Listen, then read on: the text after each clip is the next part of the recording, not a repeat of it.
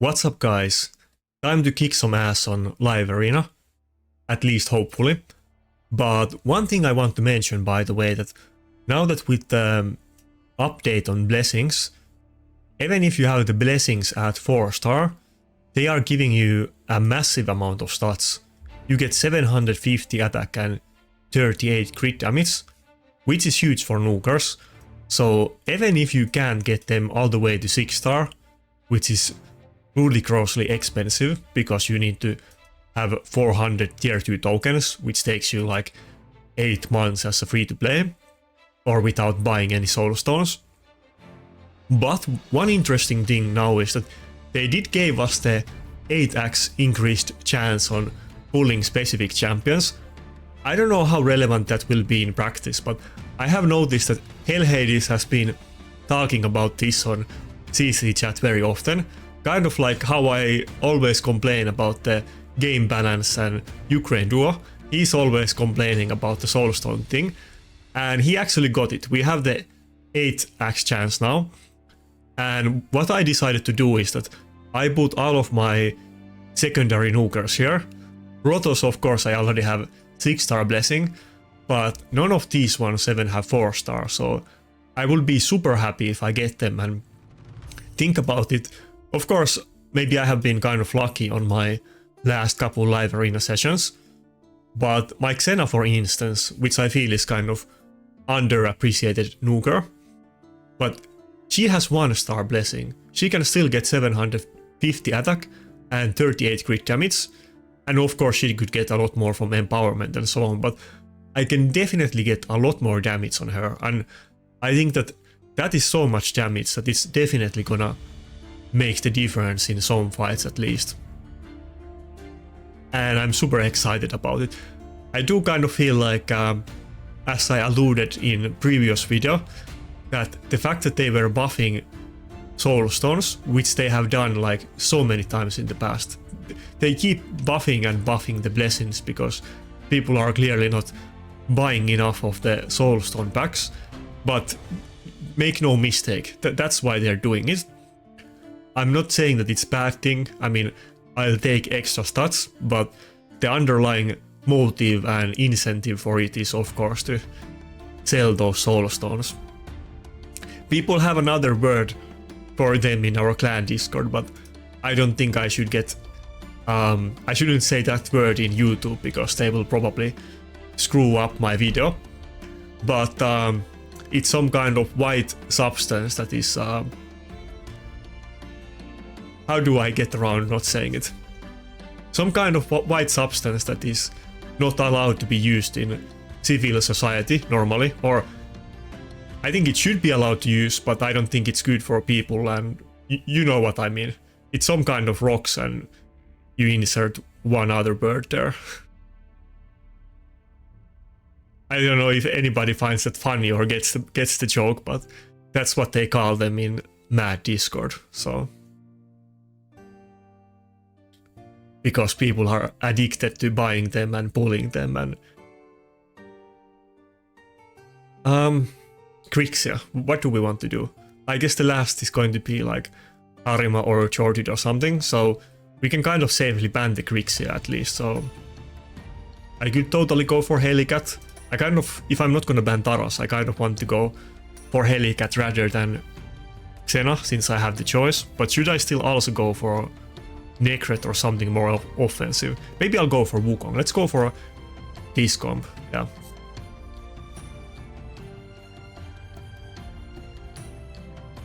Even my Helicat, he has 2-star blessing, which means that he did gain some stats actually now with the update, but he can get a lot more stats. He can still get the crit damage. That's gonna be sick. He doesn't quite have enough accuracy to... Yeah, I knew it, he went for Harima. He doesn't have quite enough accuracy to justify polymorph. The issue with the polymorph on nukers is that you basically need to have 6-star blessing. But if you do have, then you want to go for polymorph on most nukers, except some tanky ones that get a lot of benefit out of bone armor, like I mentioned in my other video. But basically, whales are gonna benefit, and us plebs are also gonna benefit a little bit. It's gonna help for PvE for sure, but we're kind of gonna have a little bit of bigger disadvantage, I feel. Okay, I think we should open with the polymorph on Harima. Even though if I did the buff strip, it would reduce the Tara's nuke a lot. But considering that Wukong can die, 2 our champions are in stone skin, and Rotos can't take more than 50% damage, him hitting for like 700 trillion AoE damage is not very relevant here. It doesn't. He can hit for 700 trillion or only 500 trillion. It doesn't matter to me.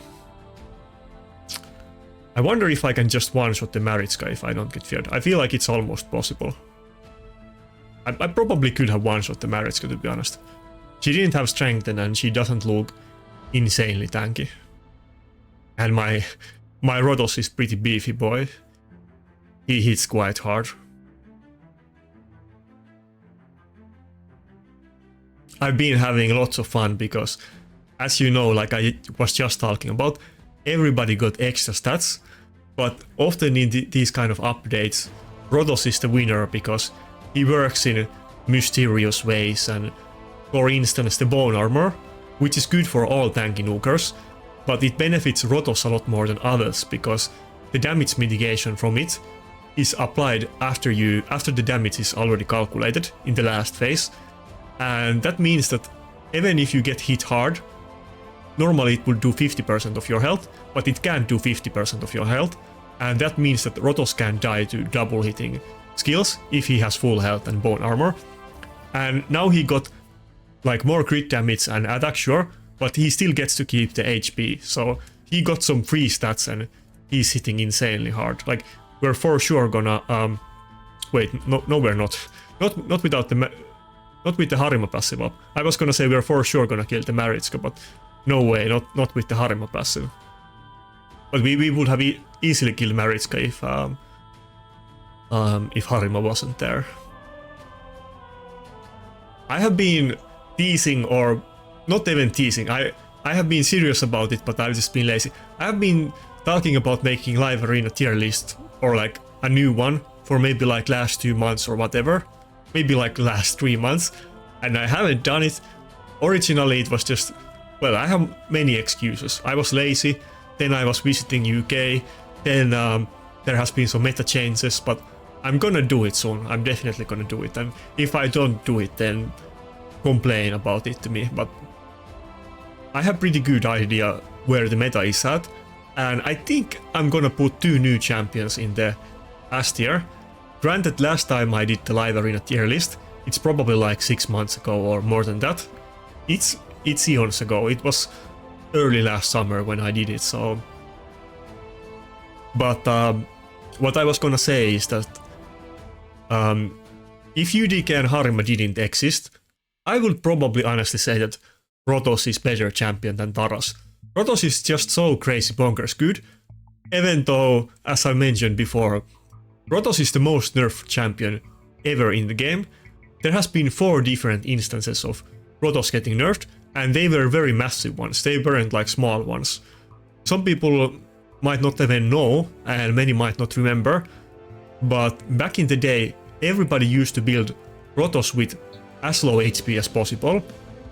And you might wonder that why would people do that? Like, he scales from HP, so why would you build him low HP on purpose? But one of the 4 different nerfs that he got, or like one of the nerfs was all of his skills getting nerfed, so that's just one of them. But one of them was that his passive got nerfed, and it used to work in the way that if you basically, like, you wanted as little HP as possible, because if you have a shield, you can only take half of the damage, and you basically take no damage if you have shield up. It was so ridiculous, and you will see Rotoses at like 10 to 14k HP. Not like right now the good Rotoses are like 50 to 70k HP, but yeah. You had like 10k HP, and then you had a 2k shield, and then you then you didn't take any damage until the shield was out, and that was so funny. But yeah, you know where I'm getting at with this. There is so much room to nerf Taras. You could easily do a huge, ridiculous nerf on him, and he will still be viable. That literally has happened to Rotos, and he's almost better than ever. I kind of feel like, because back in the day, for instance, all of his skills used to do more damage, he used to have higher chance to proc extra turns, and the passive was way better and so on. But also, the A3 always block revived instantly, you didn't have to stack the max HP. But I almost feel like Rotos is better than in those days, because of all of the blessings and us getting much better gear and so on, only if it wasn't for UDK and Harima countering him so big time. But if they didn't exist, Rotos would still probably be the best nuker in Arena. It is kind of funny to think about. Of course, even without them, there is nowadays some other good ways to counter Rotos. Like for instance, before those were introduced, just after the blessing update, but before those, Ronda used to be very popular counter against Rotos. And of course, Ronda can do a multi-hit that ignores defense and also shields, so you can easily kill Rotos through Necret protection, which used to be the thing that people were always pairing Rotos with Necret in those days. And before that, people were pairing Rotos with Wogot, which was even almost better than that was. Like in the days when Tranda was best nuker in the game, and that actually was for a very long time, everybody was using Tranda in offense because she did way more damage than anything else. And there was this, I don't know if it's a bug, but maybe some oversight by Larium programmers, which they nerfed pretty fast. I think it only took like a month or a couple of weeks. It's a long time ago, so I don't... Oh, Ronda. I don't recall the exact numbers. Maybe we're gonna go with triple nuker here.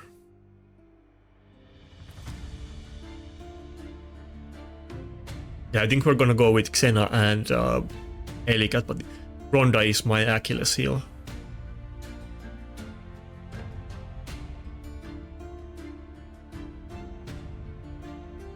Anyway, so Tranda also has kind of some other bugs or oversights with the game.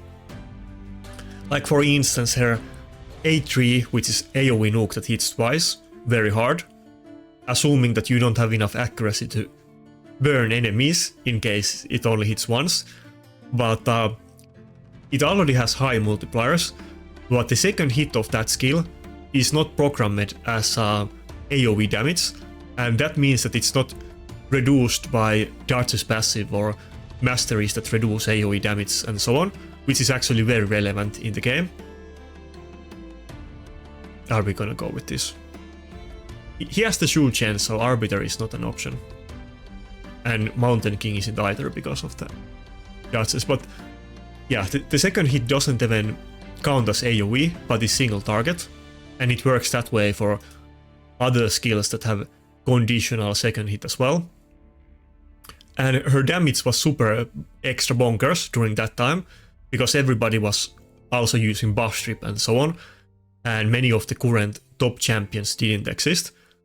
But the way Tranda worked with Rotos and Wogot is that, before it was nerfed, was that when her AoE hits, of course Rotos passive heals everybody by the damage that he takes, and you will have 10k HP Rotos and 120k HP Wogot, so he will get full healed by any damage that Wogot takes.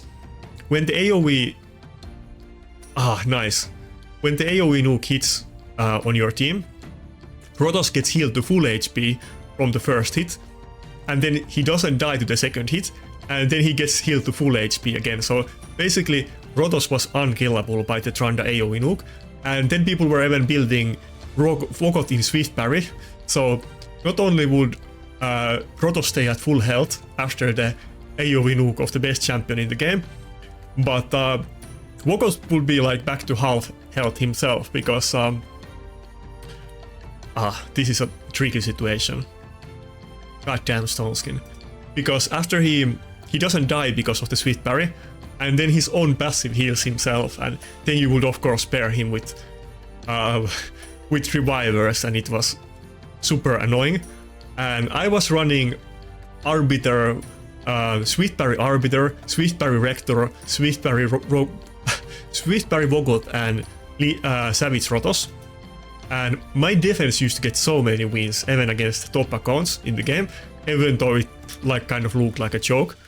And I used to get so many messages back in the day about my defense team, and that was long before I made content, so I wasn't super well known in the community. Or I was a little bit known because I was very active arena player, but not like nowadays. Anyway, some funny old stories, but my original point was that Rotos is still super good, and he has this unique thing that he always or very often comes out on top after updates. His skill is just or his kit is just so weird that it like people always find some way to abuse him. Maybe if there comes some, because people are also complaining a lot about UDK. By the way, we're doing pretty good. I was not expecting to win against this team. Wait, am I talking too early again?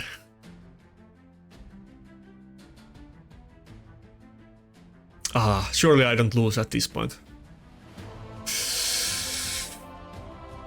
I don't have any AoE left. Come on. I don't want to lose this one. I thought I had it in the back. Come on. The Candy can hit super hard. It depends how good gear he has, because Candy can totally... Okay, nice. Candy can totally crush him. He has insane multipliers. Wait, what was I even saying? Oh yeah, because right now, as you know, if you look at like Classic Arena, the top 30 on Platinum Arena Reset, basically 100%, sometimes 99% of teams have Taras and Marichka. Sometimes there is like one team that doesn't have either one in the top 30 that sneaks in at the end, but basically practically 100% of time every team has Taras and Marichka. But there is actually one champion that is even more popular than Taras and Marichka, and that is UDK. UDK is literally 100% of time in every single top 30 team, no matter what. Like, somebody might not have Taras or Marichka, even though they have insane account and sick gear and so on, but they will have UDK and they will use it. And people also do complain a lot about UDK, so I think there's even a chance that UDK might get nerfed, or maybe they introduce some strong counter against UDK, and you know what, that might be an indirect Rotos buff, so I'm kind of excited to see what happens. People in my clan are often telling me that why am I so stupidly optimistic, and why don't I just play on good accounts and drive, and why I bring the clan down with my crappy account. But I'm pretty optimistic. I feel like sometimes people underestimate my account. I think I have better gear than almost everybody in our clan. Of course there is people with even a lot better gear than me, but my gear is pretty good, so if I just get the right timing, like was in the past, I find the right niche in the meta. I don't need to have the best team, but as long as I have some kind of specialized team that works in one specific instance, that's good enough for me to aim for the trophy again. So I feel like Rotos might make a comeback, and if he does, I'm gonna make the most out of it.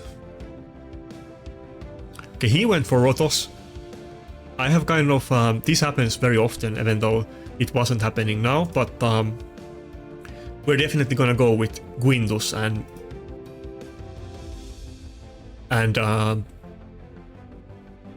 Xena, and I guess I'll just preemptively pick actually Necret, because I don't want him to get Necret.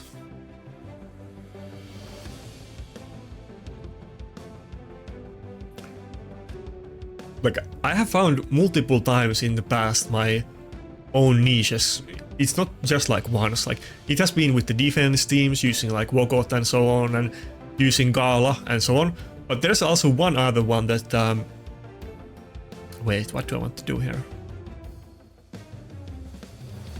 Yeah, I guess we'll still go with the same stuff. It's gonna be hard with the Taras though, because I can't ban it. I'm almost tempted to... Should I go with Helicat? But am I gonna have enough damage with Helicat? He'll ban the UDK, but I have the Necret. Maybe I can do it. Okay, let's go with this. It's a very hard team. Probably I'll lose. But I had one super strong team as well back in the day. That was like my original unique team that nowadays probably most people forgot about. But during the speed meta, speed meta was super rampant. People basically didn't run anything else. Though Necret was still very popular in both offense and defense, even in the speed meta, because he does fit those teams. But during speed meta, I had this weird team that I was running Yoshi, Madame Ceres, Necret, and Tranda. And during those days, those were fairly good champions. So like, it's not like horrible champions, but it wasn't really like a top tier team because it wasn't a speed team. But there was this strategy that I had both my Yoshi, like back in those days, it was speed meta, so you would see like Warlord, Hegemon, Tormin, those champions in every team, usually two out of those three. And I was running, and they were like speed teams with Hegemon and Warlord, or two out of those three. So if you didn't go first, you were kind of screwed. But I think we're gonna open with the 8-3. There's a good chance that my Xena will just die. So, oh nice, we had enough damage to kill Siphi. Great. I went with the 8-3 that does a little bit more damage, but it doesn't reset the cooldown if we don't get 2 kills, so it's kind of risky to use it on the first turn. But, so I had both Yoshi and Madame Ceres in immunity. So they didn't have the highest accuracy. And of course it was a super slow go second team. Like, I built the team on purpose super slow, so that I would go after all of the enemy champions, including their slow supports like Ursuga or Necret, who were very popular at the time. So everybody was like 150 speed or something like that, which would sound super funny nowadays, but that worked in that meta. It had a role, and because Madame Ceres and Yoshi were both in immunity, they wouldn't get CC'd by Hegemons and whatever. And then I had Necret in shield. Back in those days there was no bolster, but he was in shield, which was I guess I had to go for Rotos, which was... No, let's just do this. Let's keep protect... Oh, okay, I got scared. Never mind. I didn't want to lose the block damage just yet. Okay, we're so gonna lose. No way I can win this.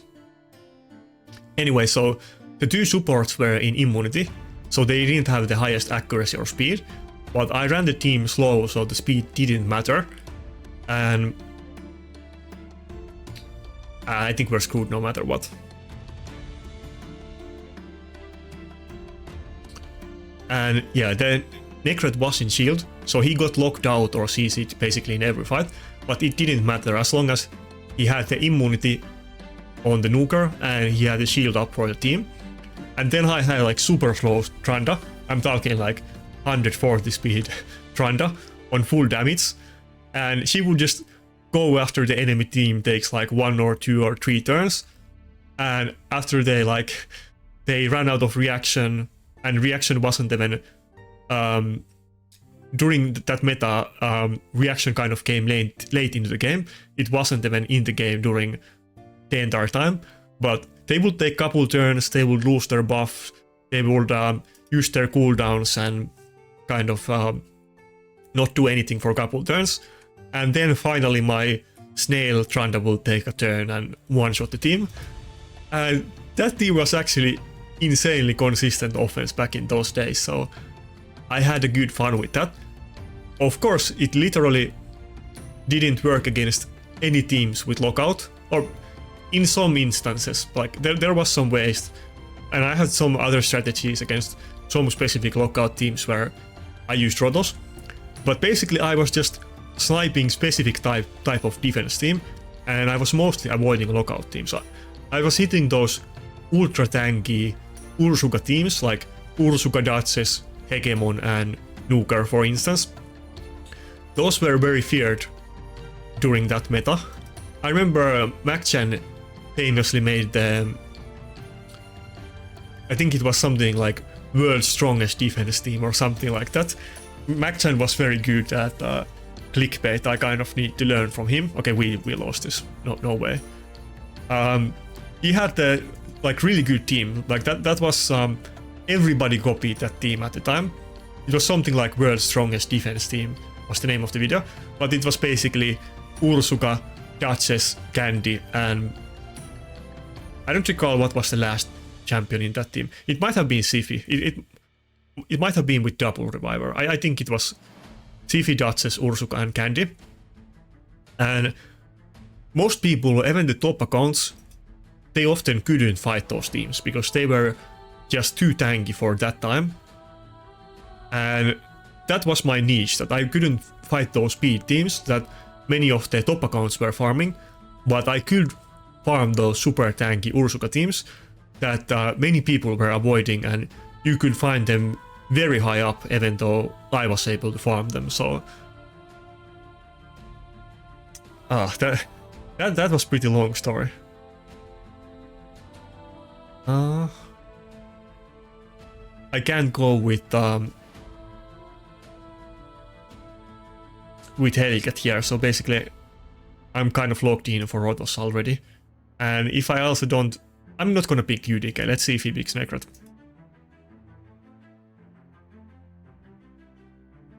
Anyway, I'm kind of I still have hope up that I will find another chance where there is a niche in the classic arena meta where that I can feel and I can finally be competitive again. That is my dream, and I still hold hope that it's possible, so it gives me motivation to keep grinding and keep playing the game, even though I'm not really top player anymore, and I'm definitely not able to compete for a trophy, never mind even like top 20, but you never know, there might be a new opportunity to do it later, so. I have seen Cardial quite a lot. Maybe Georgid is gonna be his last pick. He's going with double ally attack. He's probably gonna ban the Necret, I guess, and I'm kind of thinking maybe after all I should go with Helicat and ban the Mikage. Maybe that's what I'll do. Yeah.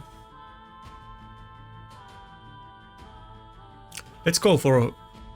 No, not Wukong. Let's go Arbiter. Looks pretty hard team for me, to be honest.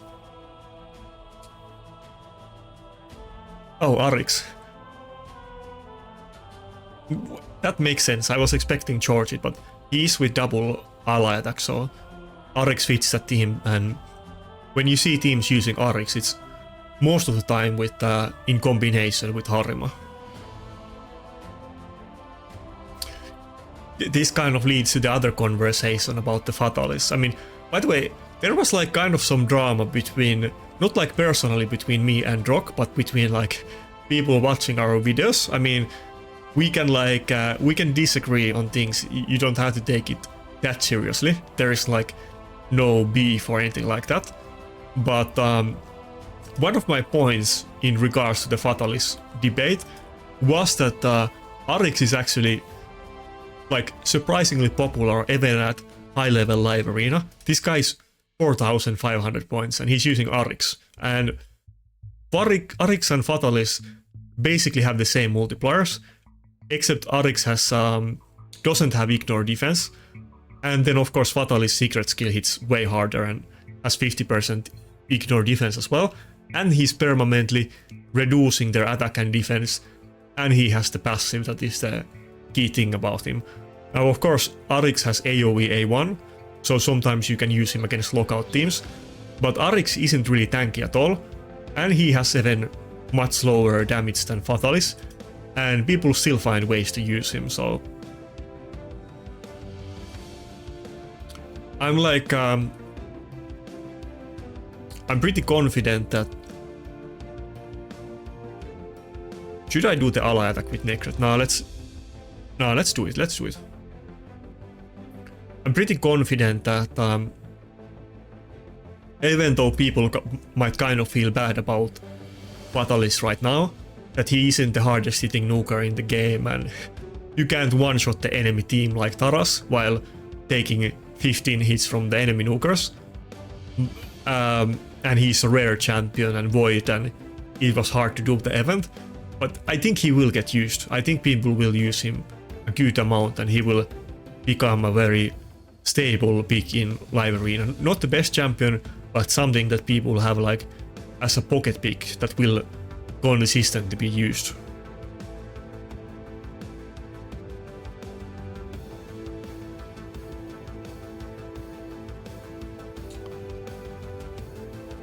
Anyway, there was a lot of stories. Let's focus on talking about the fights a bit more. I kind of have these like on and off videos that sometimes maybe that's just like they kind of go around my mood swings. That sometimes sometimes I'm not saying anything. I'm just battling and being very quiet if I'm tired. Sometimes I am casting the fights and explaining all of the interactions and mechanics, and sometimes I'm just talking about random stuff like past raid events or current updates or whatever. I don't know what you guys prefer. It's kind of I'm not super organized like that. I don't have like any kind of script or plan or anything like that. So I mean, sometimes I have like, I want to mention something that just happened, but I don't like plan it beforehand.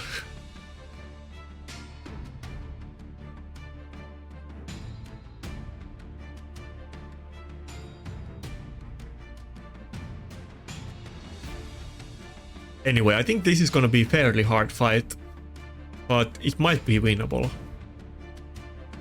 I have the double reviver.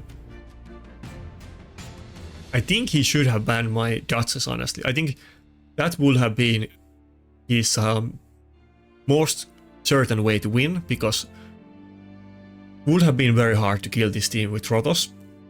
Though Rotos is very strong now, but my team is also very tanky. It's not gonna be super easy to kill it with his team, even though Arima is gonna get damage over time and so on. But if I can just kill that Python once with my Helicat, it could be game over. Maybe I can do it, maybe I can't. It's a very tanky one, and he has a lot of heals in his team. And not just heals, but he has ally protection and Harima passive and so on. And I can't really kill Harima first because Helicat can't crit on her because of her passive.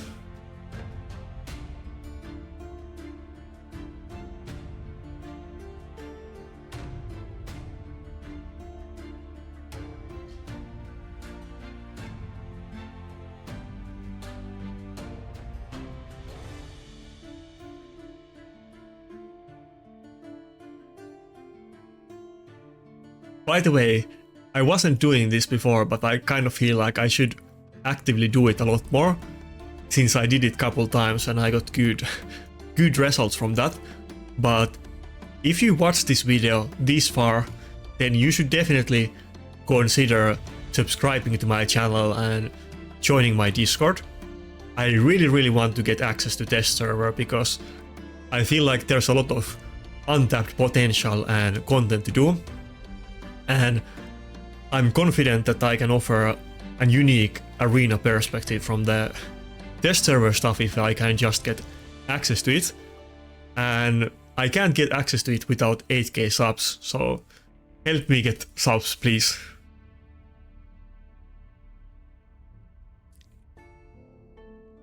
I'm not usually, I'm pretty like shy and prideful. I'm not usually the type of guy to really beg or ask favors, but please subscribe.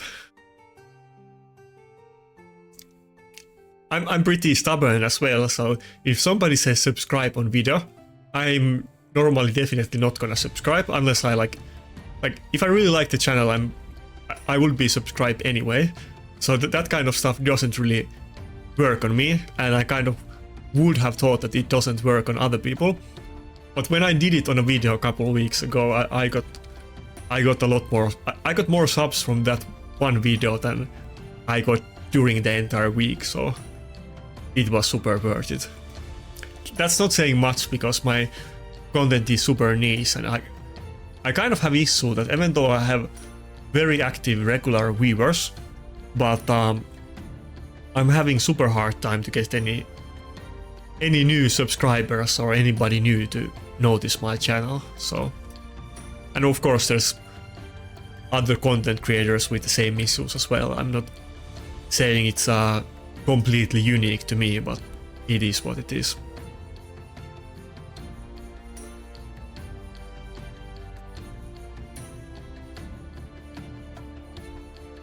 I didn't really ever consider doing raid content for like until basically when I started doing it.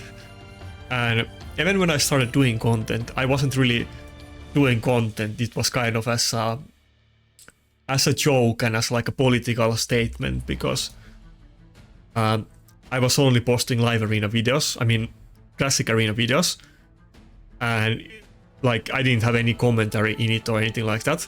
The entire point was just that there was certain person who like who very probably cheats in Platinum Arena, and he refuses to post logs, and he had in that time he had like multiple resets in row that he wasn't like in top 30 in the last like 5 minutes, and then suddenly he's like 100 points above rank 2 or something, and he gets like hundreds of points in a couple of minutes, and everybody was calling BS on that. And then he refuses to show his defense logs, and then the one time that he showed his defense log, he removed battles from it, and like everybody knew that it was edited. So basically I started making videos to speak out against that. That was the only point. I wasn't even doing it for content, and I wasn't thinking that anybody would watch it. I was just posting them every week, and then I was linking them in Discord to like show him that you can actually show your battles. And because I got subscribing, how do you even say that word? I got surprisingly many views on those videos. That's why I considered making actual content, but it was never my plan, and I'm a pretty shy guy. I'm not very public person in that sense. And my English is pretty crappy, so I didn't even think I could really do content, to be honest. When I was starting to consider it, after I started making those reset videos, my original plan was to actually use some AI bot to basically write text and then have the bot speak for me. There's definitely that kind of channels in YouTube as well, but I ended up actually speaking by myself, and even though my English is still pretty let's say it's pretty scuffed, or like Final Ken Patchy likes to say, I have free-to-play English, it's way better than in my old videos, so it worked out in the end. And hopefully I can learn to speak English better, and just in general as well. Not to like stroke my own stuff too much. Just saying. I think we're gonna lose this fight though. His team is too tanky, and Helicat can't do it. I guess we just need to give up.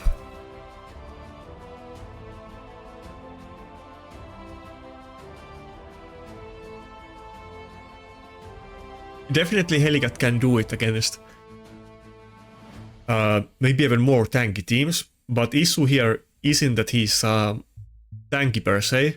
The issue is that he has so much heals. He's tanky too, but he has so much heals that we're not able to overcome that. I'm not sure if he can kill me either. Maybe. Damn, it's getting so close. Maybe I should just keep going. If I get polymorph on Arix or Harima at the right time, maybe this fight is actually winnable. Never mind, let's keep going. Maybe I'm being a stubborn fool, but let's go for a little bit more. He isn't really finishing me off either, which I thought he would by this time.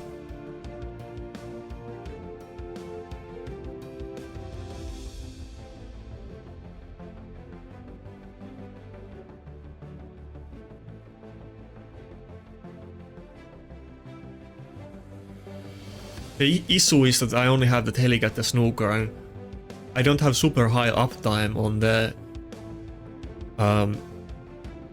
defense buff, and then I also have to use the block damage, so I kind of lost one turn of defense buff there. But maybe if I can get some good polymorphs or refresh procs on Necret, maybe I can actually kill the Python. If I can just kill the Python, then I win, of course.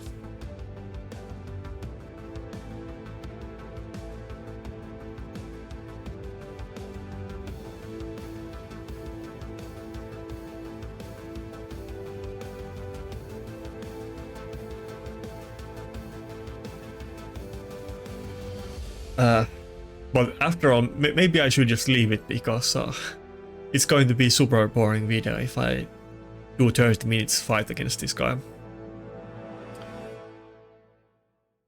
Well, let's try one more time, and after that I'll surrender. If I wasn't doing a video, I would probably play it all the way until the end, because the way that this fight has gone so far, I think that I have a chance to beat him, and I don't think he has a chance to beat me, so I would probably be a stubborn and see if I can do it, but I'm gonna leave this fight. I can't kill the Arix either, because Helicat is gonna weak it on it.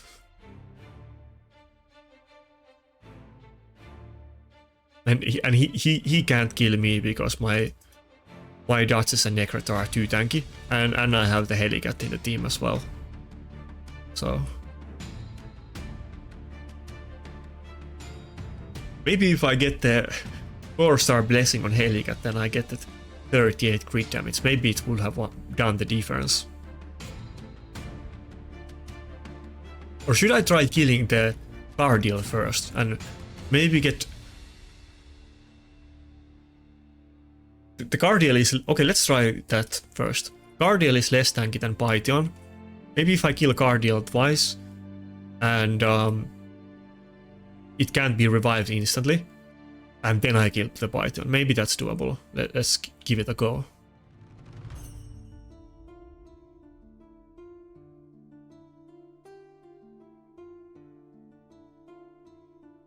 I'm very stubborn and competitive, so I hate to give up on a fight where I feel like I have the upper hand, even if it's like a very slight one, and it's almost certainly gonna be a draw and nobody's gonna win it.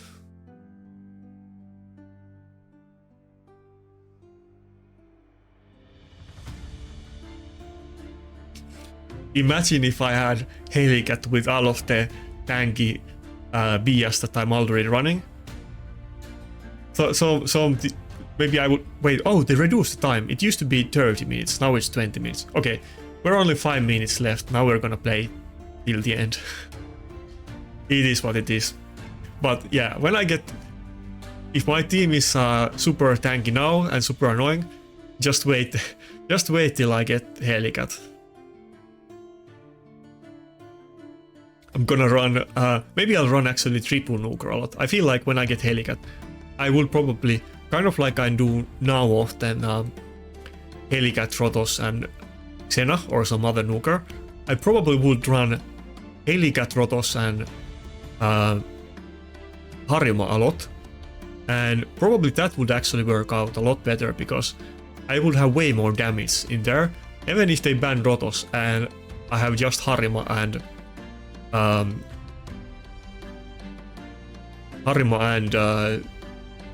Helicat, I would definitely have enough damage to kill any team with that. Oh my god, if we had the ally attack now, we could kill Cardial, and of course Cardial is gonna get revived, but it's only at 50%. I think I was dumb in this fight. I played it the wrong way. I'm not used to this matchup, and I was trying to kill the super tanky Python the entire time. I should have focused Cardial. Damn. Finally my Arbiter Swift Parry kicked in. And I have been even playing like super aggressively and using all of the Arbiter revives just for turn meter. And even still I haven't been like in a close situation of losing the fight.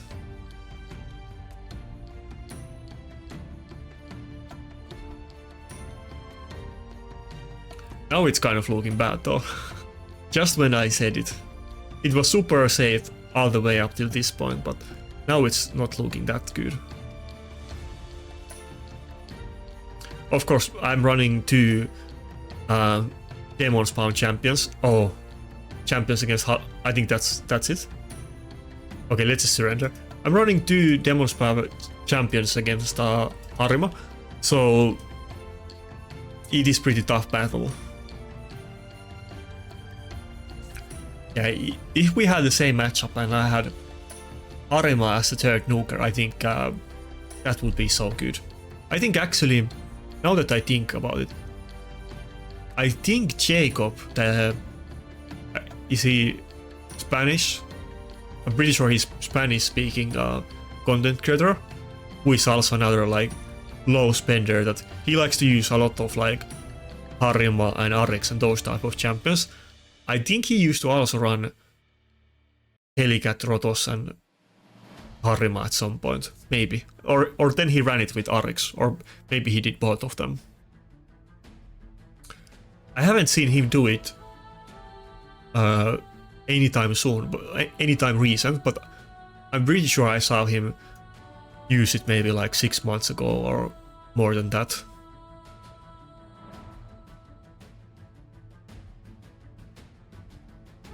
Too bad we didn't get Harima today, because Harima would make so big difference on my teams. All of my teams are built around being tanky and going second, and Harima is the like, Harima would fit in my existing strategies and builds so perfectly, even without adjusting for Harima. It would be way better for me than running Quintus. I know that Biohack likes it and it works for him, but he's using speed teams and a little bit different stuff than me, so Quintus is very hard for me to use. Even Xena is kind of inconsistent, but I do prefer Xena over her, over him, because Xena does have the passive that lets her cut in and add some anti-speed team mechanics basically.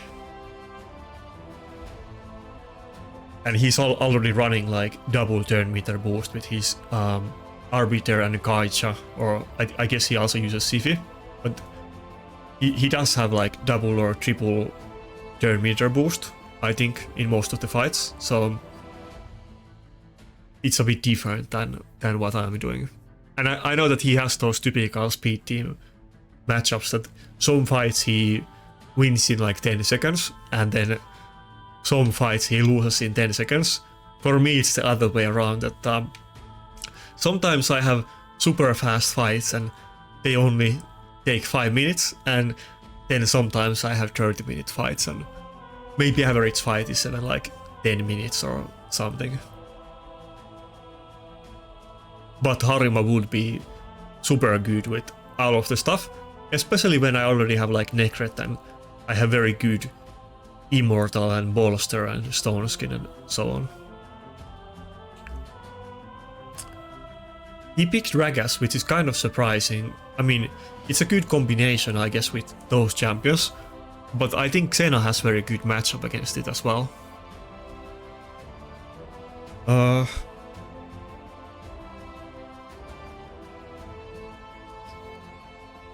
Are we gonna run Quintus or... I think we're gonna run Quintus. But should we run Helicat as well? Helicat or...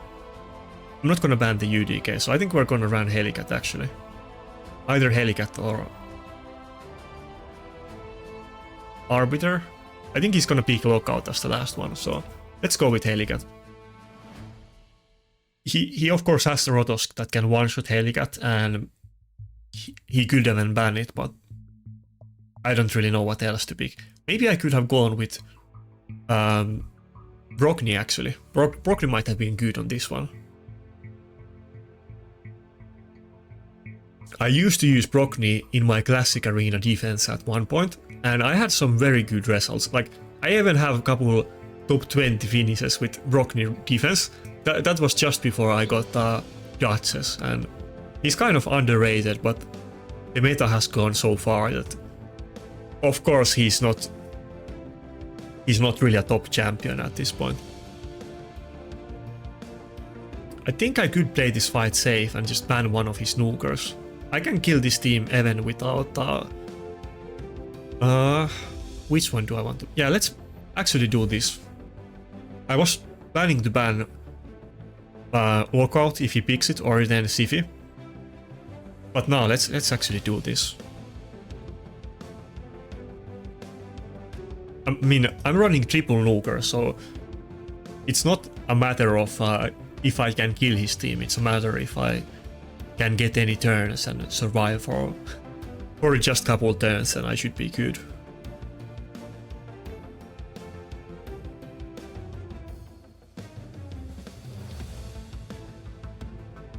Also, the Ragas isn't in a stone skin, which people are most often doing nowadays. Of course, you kind of need to get a little bit of lucky with that, and you need to land 2 stone skin accessories, which is hard enough even if you're in Mad or any of the clans that get a lot of it, but for others it's even more hard. So it's a big dice roll if you can do it or not. But nowadays, of course, I'm fairly high in live arena, and probably most of the Ragases that I meet are in 4-piece stone skin. Some people even run Ragas in 6-piece stone skin. I have actually seen that many times as well. I don't think I can get 2 kills if I go for the A3. I'm not gonna steal a lot turn meter with A2 either, but let's open with the A2. Yeah, next turn we're hopefully gonna kill Siphi and Ragas. And if not, then at least to do some... Oh, we got the turn meter boost. Actually, this is good. This is good. We're not gonna do damage to the Python, but with these buffs, we're definitely gonna kill Siphi and Ragas. That means that we're gonna reset the cooldown. We're gonna get extra speed and damage from Whirlwind of Death and Killstreak masteries. Like 12 speed and is it 10% damage? And he's gonna revive them at 50% turn meter, so maybe Xena even can cut in here. Like Xena is like 240 speed, so she's fairly fast, and we have the speed aura, and he doesn't have one in his team. Damn it, damn it, damn it. So Siphi was barely able to cut in, and now we're in pretty rough position. Okay, I don't know if the A3 has enough damage to kill Ragas, but he has some buffs, so maybe we actually do. Not Ragas, I mean Quintus. Quintus does... Okay, I thought I used wrong skill accidentally. Quintus does have the passive as well, that he does he does extra damage if they have buffs, but he didn't hit that hard, sadly. Can we kill the Ragas here? If we can't, we're in trouble. Okay, we could. Okay, now we can get the whale up. If we don't get healed by UDK, then maybe Xena can do another nuke, and if... No. Doesn't Xena have whale? Never mind. I just wanted to get one more AoE nuke on Xena and we would have been good, but we are still not on the clear waters at all. I'm getting CC to Oblivion. Okay, maybe we can just kill the UDK now that he... Actually, we can't with the decrease attack. He lost the stone skin, so we can at least buff strip him at this point. Yeah, we definitely would have had enough damage even without attack buff if we didn't have the decrease attack as well on us. But us not having UDK, of course usually I pick UDK against the Sifis, but we're getting CC to Oblivion. Goddamn Sifi A1. I really wish I had Sifi. Even though Mariska and Taras are definitely a bit better champions than a Sifi, but she would fit so well with Rotos, of course, and for defense scaling nukers. I really wish I could get Sifi.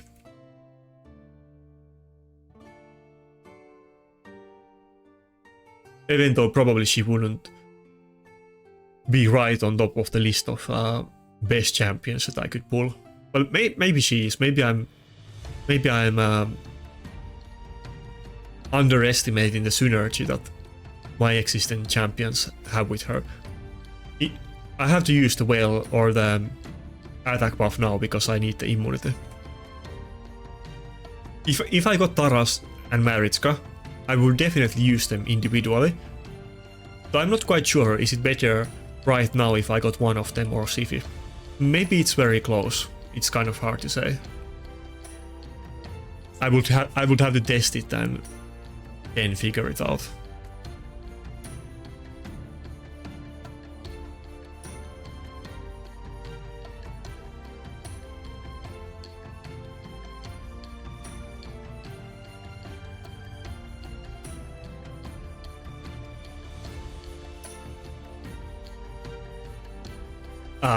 And now Helicat is gonna do the block damage first, then... Okay, let's not use the block damage. I don't know if Ragas has the AoE or not, but Gatses is gonna revive everybody, and then Ragas is potentially gonna AoE nuke me, and I'm screwed. I hope he doesn't have it. Please don't have it. Ah, okay. Fuck me. Well, I can get the block damage up and I can stay alive for a while, but can I ever get a turn with my Windows or Xena ever again? I think we might lose this fight. It's not looking too good.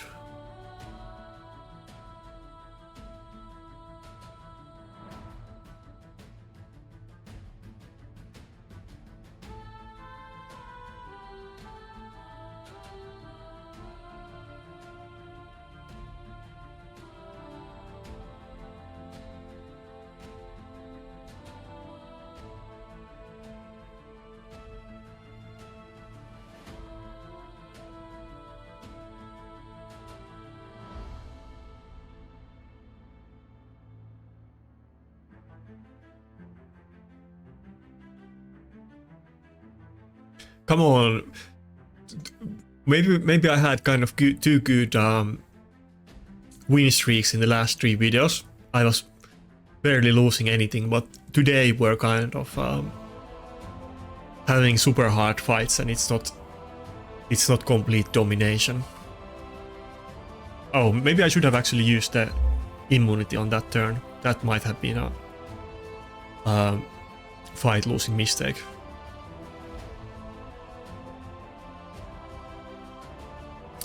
This is what I mean, by the way, that I can't use Quintus, even though Biohack is doing very well with him.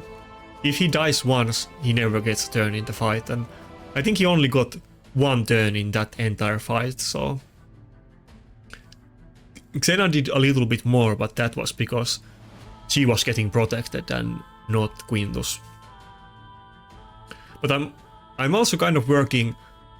I've been having a little bit of bad luck with my Necret.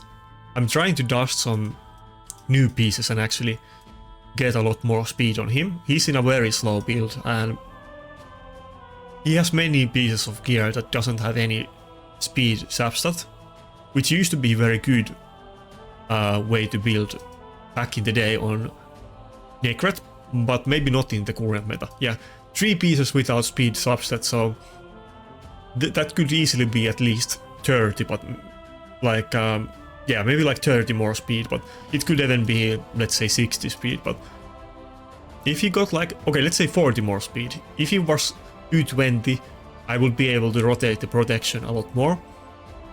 And I have these pair of gloves that would be good if I can just get the ascension, and I'm gonna get them eventually, but where are they? Oh, it's in the bottom. I have failed on these a bunch of times, so when I can get these dusted, you can see six failed attempts. Of course, there's many ascension stats that you can get on gloves, but if I can get those dusted, then I can also swap some other pieces of gear on him and get a lot of more speed at the same time. So, and I have a chest like that as well that I need to dust, but probably maybe in those fights where I'm using Xena or Quintus, maybe I can get the protection uptime a bit better. And those fights that I don't win fast, that I generally lose in a long match, maybe I would win some of them if I had a little bit faster Necret. People used to build Necret with 0 speed, just like they do UDK nowadays, but Necret with his ally attack, and you can put the ally protection on multiple targets, of course. You can totally run him in fast builds as well. I remember, this is like super long time ago, 2-3 years ago. I remember there were some people that, like back in the days when Candy was meta in defense, and Necret was very meta in those days too. It really isn't used a lot in classic arena defense anymore. By the top teams he isn't used like at all, but people usually had slow reaction Necret in like shield or bolster when it was introduced, but because Candy was so hard hitting and with so good A1, sometimes some people ran like 300 speed or 350 speed Necrets with him, and they could get wins in defense and kind of catch people off guard. I remember one person that liked to do it a lot. I don't know if I want to. I can mention it. T-Swift was doing it a lot. It was pretty well known that he liked his fast Necret with Candy, and he was also running some other kind of unique stuff. He liked to use Racklin and some other stuff that nobody was using. What is the other? What is the buff stripper on Bannerlords that has some turn meter manipulation? That's not Racklin. I don't remember her name, but I remember T-Swift also liked to use that one a lot.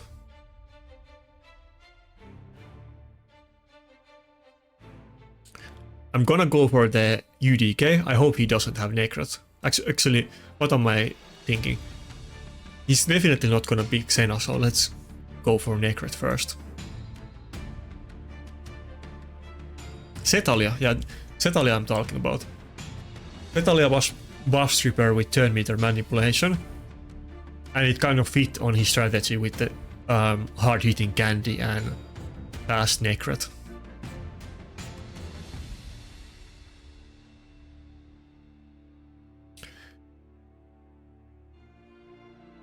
There was a lot of more room for different options back in those days, so people remember all kinds of weird tactics that specific people were running, but everybody's running the exact same teams nowadays, so you don't even differentiate between players basically. Damn it, the Helicat also in that team. This is gonna be rough. We can't go for a buff stripper anymore or anything like that. And I don't have to. Well, I'm gonna go with Quintus. Maybe Quintus can be okay. The main issue is the polymorph on the Wukong. but Windows A1 can of course one-shot Rotos, and then the A2 can buff strip Helicat protection, so it's not like we can't kill them, but he has so many annoying champions with the Wukong, Helicat and Lockout that I don't know if we can do this. Last champion maybe... Okay, Sifi, yeah. That's what I was gonna say, but I was too slow. Maybe it's winnable. I was panicking a bit, but maybe it's winnable.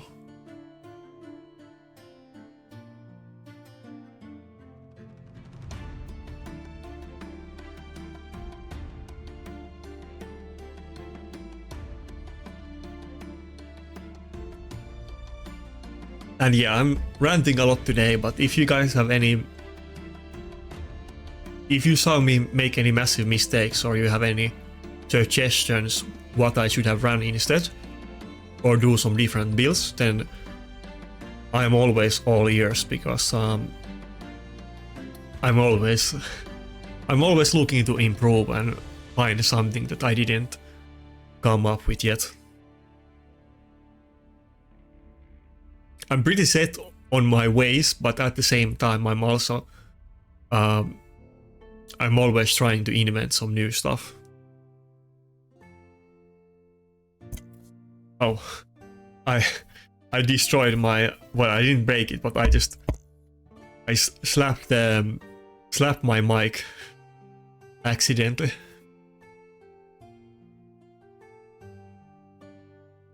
That kind of scared me, even though nothing happened.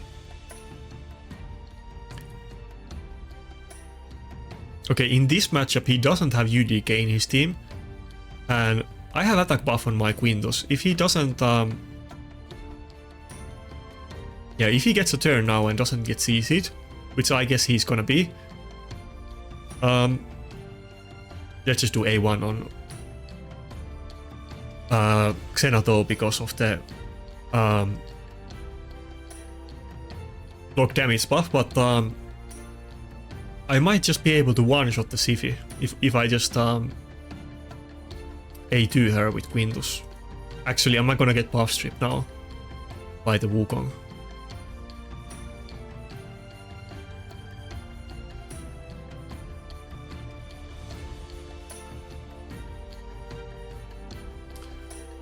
Okay, there went my dodges. Maybe I should have protected there instead of Windows, but maybe it's still winnable. We have double ally attack and we have 2 multi-hitters. Even though the Rotos has shield and defense buff, surely we're gonna kill it, right? And I think Windows can kill the Sifi with the A2 now. We have attack buff. We're gonna strip it and would decrease defense, so unless we get polymorphed here, which there is a chance. Does he have polymorph? He doesn't have polymorph. Okay, I think we won the fight.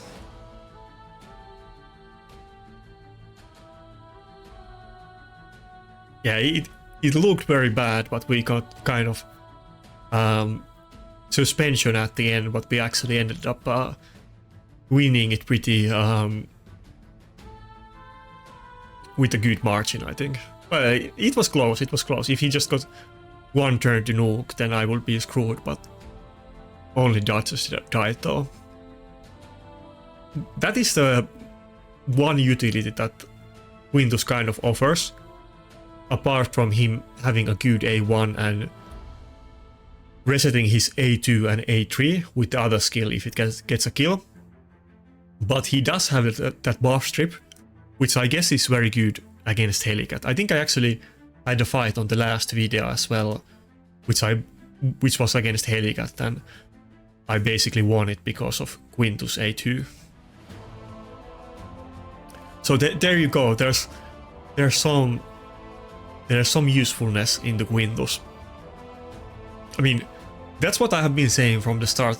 His damage might not be the highest, but the damage is good enough. The issue is that he doesn't have any survivability, and we have champions like Rotos, Taras and Harima that are more tanky and do more damage and also have utility. So it's not easy to justify plays for Quintus and in vacuum he's definitely way worse than those champions. But of course you can find some ways to use him. Day 1 can be a 4-time hitter and can hit insanely hard if they have no buffs, and you can buff strip and so on. But I think you basically, to use Quintus, you basically need to go first and have Necret pretty much, or you need to go first and have Lockout at least. Otherwise it's pretty hard to get any usage out of him.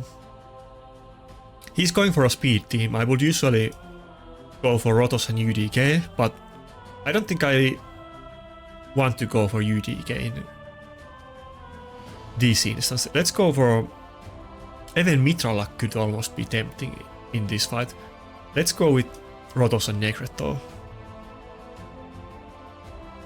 He can definitely go with Harima and UDK if he wants to, and maybe he will go with Harima, but I don't really expect him to use UDK in a speed team, even though it would counter me.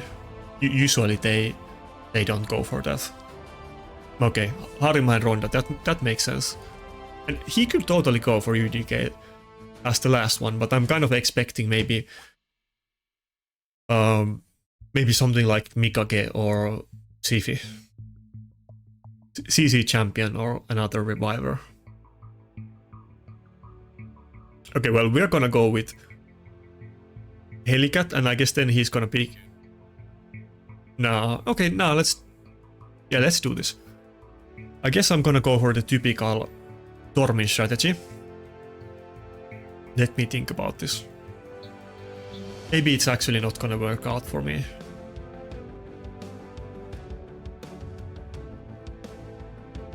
Let's do it anyway.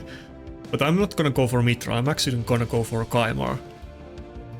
I'm gonna go for a Tormin. He really wants to ban one of my nukers, because then he puts me in a checkmate, and that's probably what he's gonna do. And now he's gonna pick a reviver with immunity, and I'm gonna ban it. I'm gonna let him have the lockout, and maybe I can do this with Kaimar cooldown reset. Oh, he went with Shu Chen, that's interesting. In that case, I'm not actually gonna ban it or lockout. I think I'm actually gonna ban the Ronda. Because she's gonna block the passives of both Rotos and Tormin. Yeah. Okay, I think we're good. He has the Harima passive against Rotos, but her team is very squeezy, so we should be able to do it. Rotos and Necret both already have kind of okay matchup, even against Lockout. But then we additionally have Kaimar, who is in resistance, and hopefully is gonna reset the cooldowns and rescue us. Okay, good.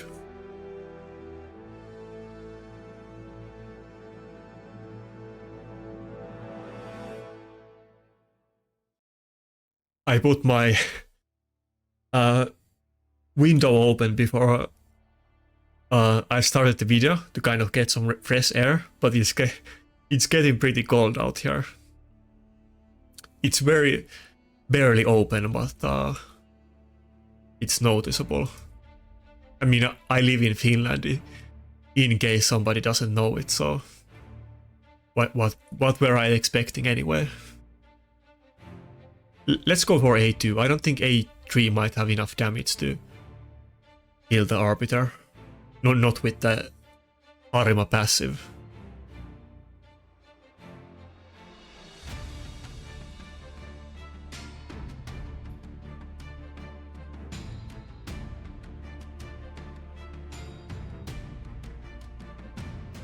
I remember a couple of videos ago, somebody was asking me that I should try Kaimar with resistance.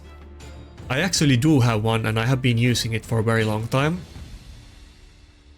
But even though it sounds like a super good thing on paper, and sometimes like in this fight it worked out really well, but apart from the chance that you might just not have enough resistance and you get locked out, and I don't even have blessing on him, so he's at a pretty big disadvantage and it's kind of risky to use him.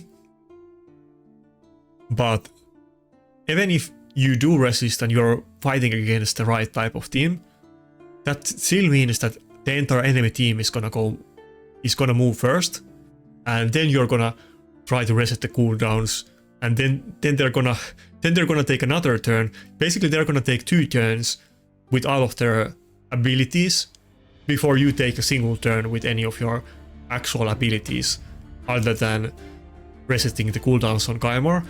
So you're at a pretty big disadvantage even in that situation, and it doesn't really always work that well.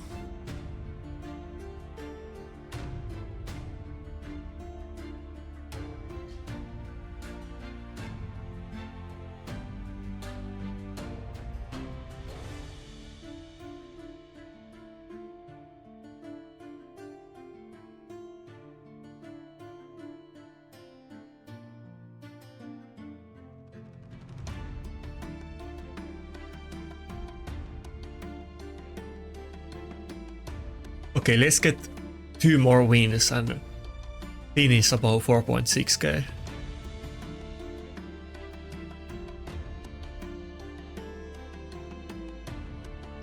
Damn, I must close the window, I'm kind of like shivering.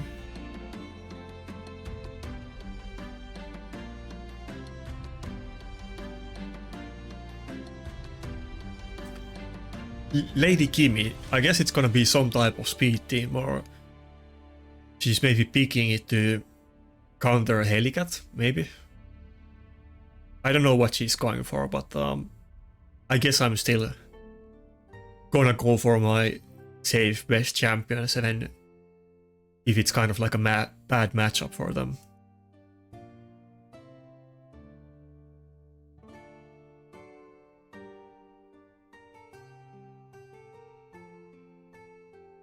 Oh fuck.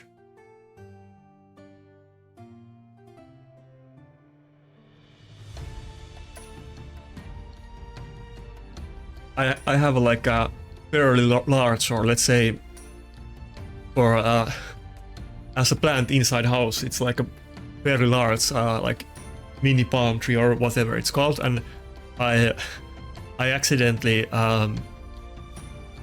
what's the word? It fell. It didn't like fall into the ground completely, but it kind of fell onto the table halfway in. Okay, so it's a speed team with Ronda, that makes sense. It's actually very good counter against me.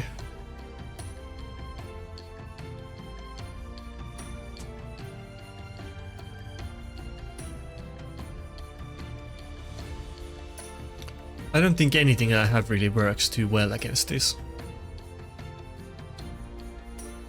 And Ronda ignores shields, so I can't use... Oh, wait.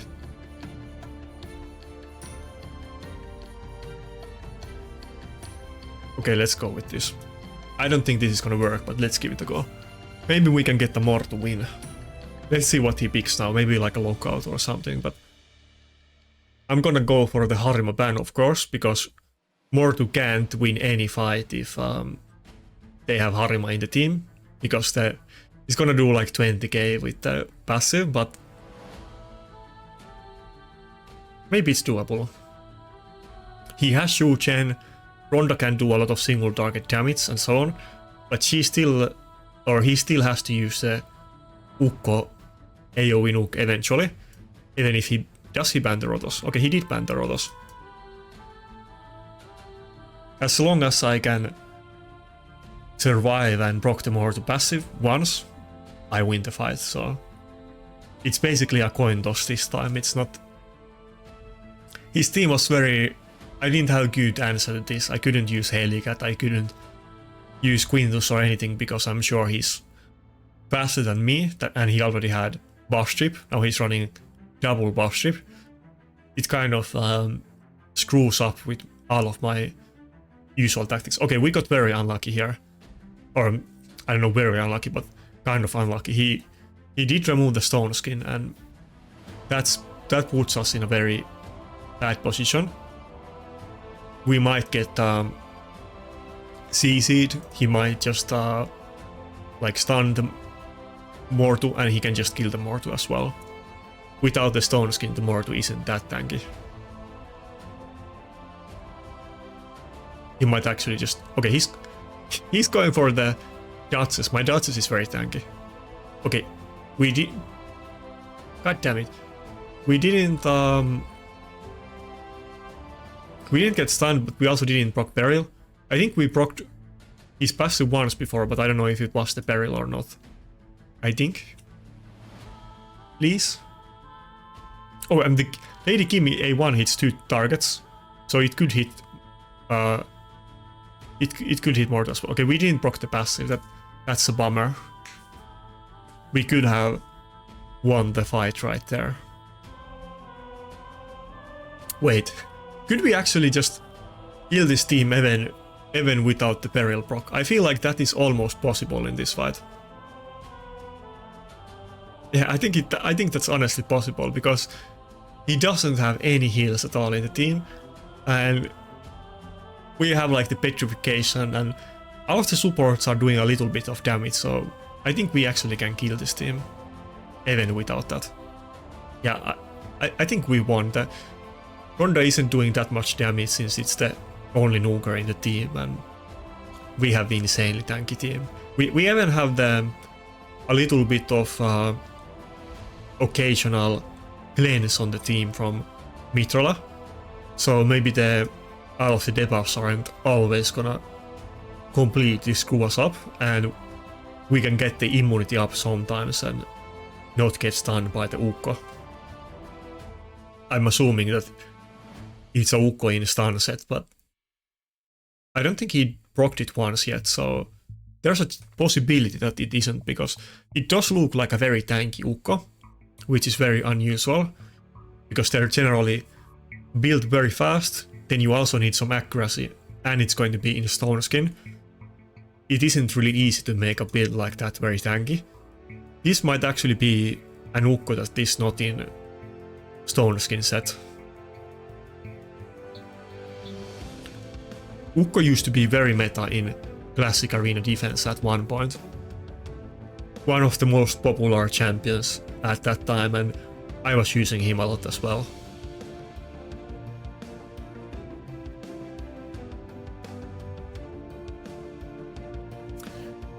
We had one fight before that Mitrola pretty much soloed his entire team.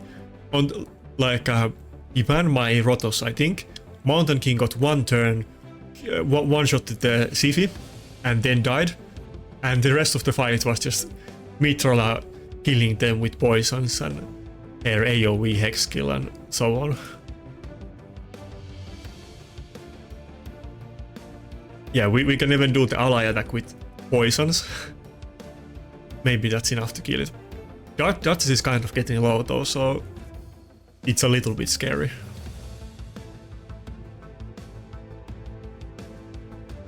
Come on, just give me one goddamn... Okay, it is instanced. Haven't really been proccing that more to Peril. There was many opportunities for it in a long fight like this. All I need for it is to proc once and I win, so... He can't even... I'm not saying that he would do it, but he can't even stall this one out if I kill the nuker. Because his team isn't... he doesn't have any heals, or very little heals from masteries, but that's it.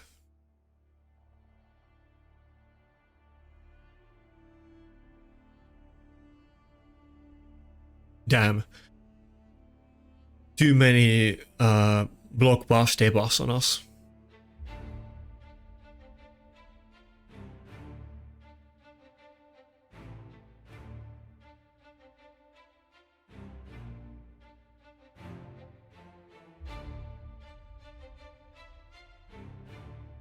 By the way, I'm gonna make some Dragon Air videos in the upcoming weeks.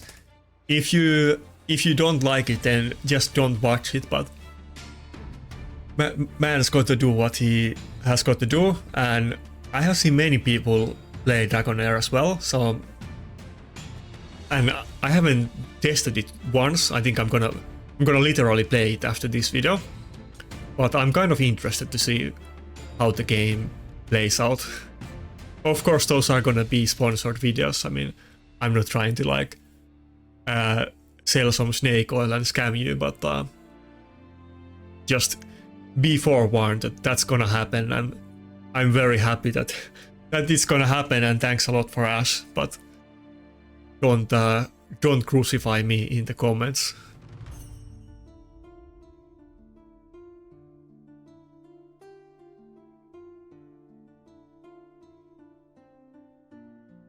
The fact that we're getting Dragon Air videos, that also means that there is gonna be more raid videos, so it's gonna be a double-edged sword.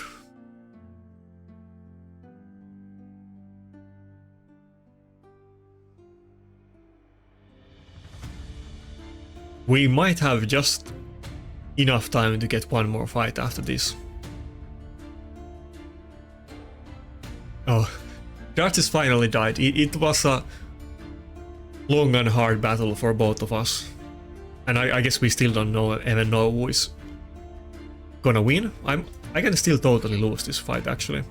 I need to make sure I focus the Ronda, but all of his champions are very squeezy, so it doesn't take too much to kill the Ronda. I think Mithril can kill it with 2 A1s, and if she wasn't petrified, because you're gonna do less damage when she's petrified, Necret probably might be able to kill that Ronda with 1 hit from that health.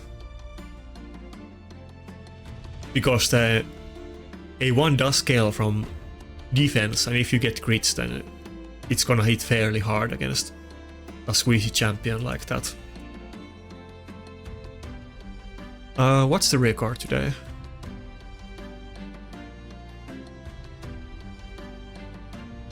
Oh, okay, so we actually have...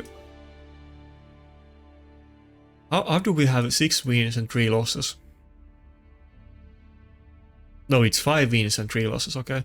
I feel like I didn't really gain any points, but I did gain a little bit of points. Yeah. Actually, it's pretty... It has grown pretty well, actually. As long as we win the last battle.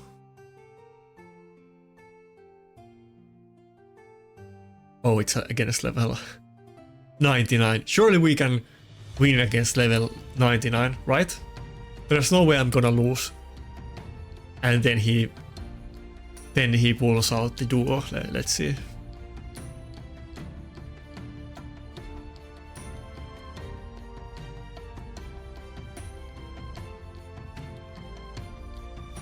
Okay, it's a pretty rough team, to be fair, so...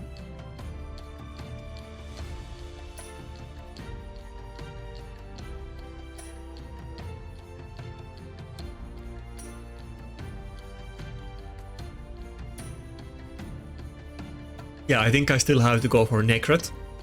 I might go for a Helicat as well, or I might go for Xena. Kind of depends a bit.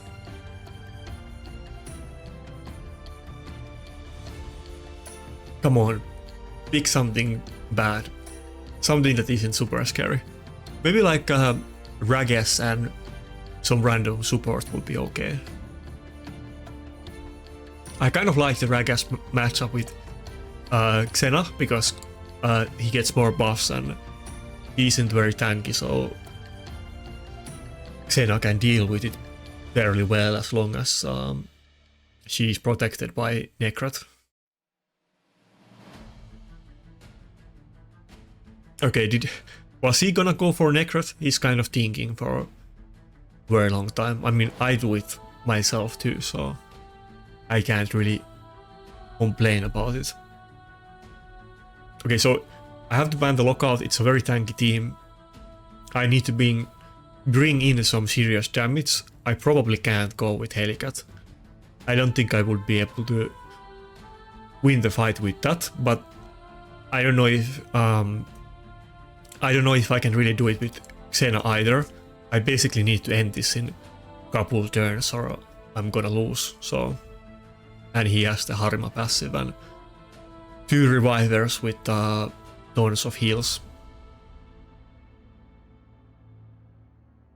I think we're gonna lose. It is what it is. I'm not like a liver in a god with Taras and Mariska, so my fights are kind of hit and miss. I'm not really consistently winning every fight, and I can totally lose against level 99s and even against level 69s or whatever.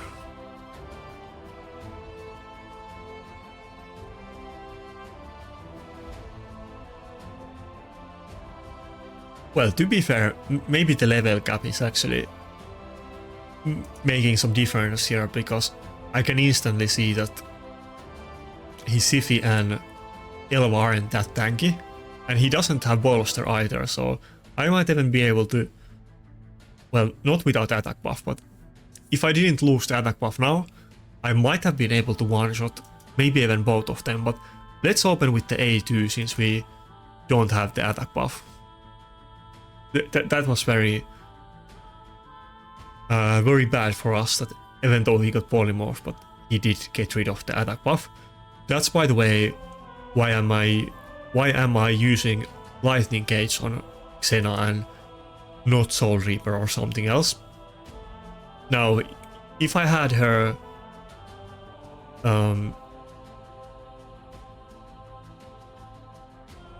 I guess she can get strengthened still.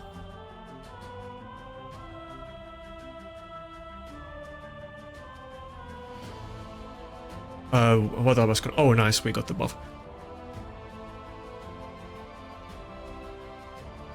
I totally lost my train of thought. What was I gonna say? If I had her in... Oh yeah, if I had her in 6-star Blessing, then I would totally go for Polymorph. And it would kind of do the same thing as Lightning Gauge does. That protect her from her attack buff being stolen, and it will definitely be way better than that. But I rather take the Lightning Gauge and sometimes keep the immunity and not lose any buffs, or at least keep the attack buff, than going with Soul Reaper or anything else on her. Basically, on nukers, as I mentioned in my Blessing video, Polymorph and Bone Armor Polymorph and Ward of the Fallen are definitely the two best blessings on nukers in general, but they're only good at 6-star. Which is kind of, a way to encourage people to part away with their money. Which is okay, I mean, Parium has to make money, I'm not gonna cry about that too much, so it is what it is. It's the name of the game, so...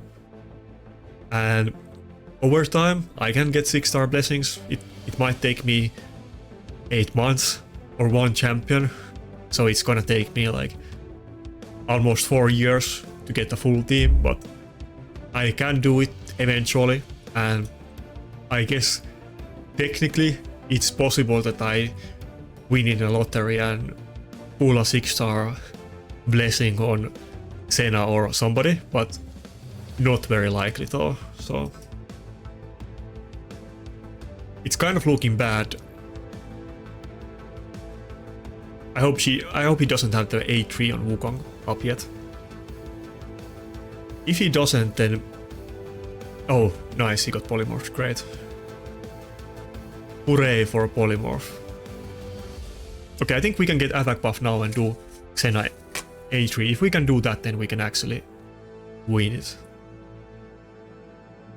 I was kind of getting worried there, but I think we're okay.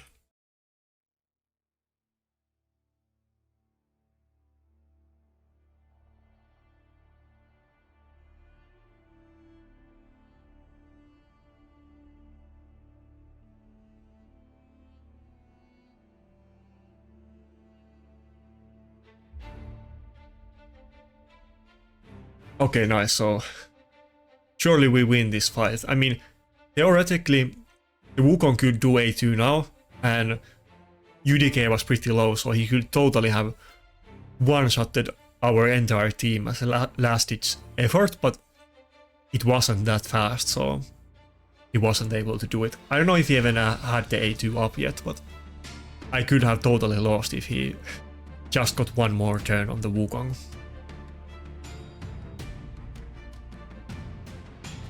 Okay, let's look at the fights that we lost today.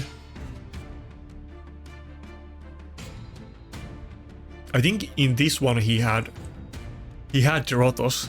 If I had Rotos in this fight, I think I would have won it, but I wasn't able to kill him in time, and even though I went with triple nukers and Windows never got a turn, and basically my nukers were too squeezy, so his team wasn't that scary, but I just didn't have a good matchup with that. Oh yeah, this one was very close. Maybe if I focused on the Cardiel, maybe I actually could have won this fight. And I think if I had 4-star blessing on Helicat, I think I would have won the fight, but it could have definitely gone either way, and I guess it was a very long and boring fight and almost ended up in a draw too. So very unusual fight. I don't think I meet these types of teams often, even though I probably have fought against the exact same comp or the same comp with Sifi before as well.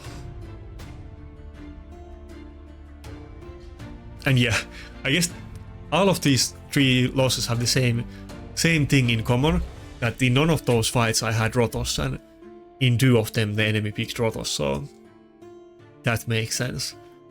He is my best nuker, I'm super reliant on him, and I'm very aware of that, and that's why I pretty much always first pick him or second pick him, and I go for the UDK a lot to prevent the enemy from picking it, so it is what it is.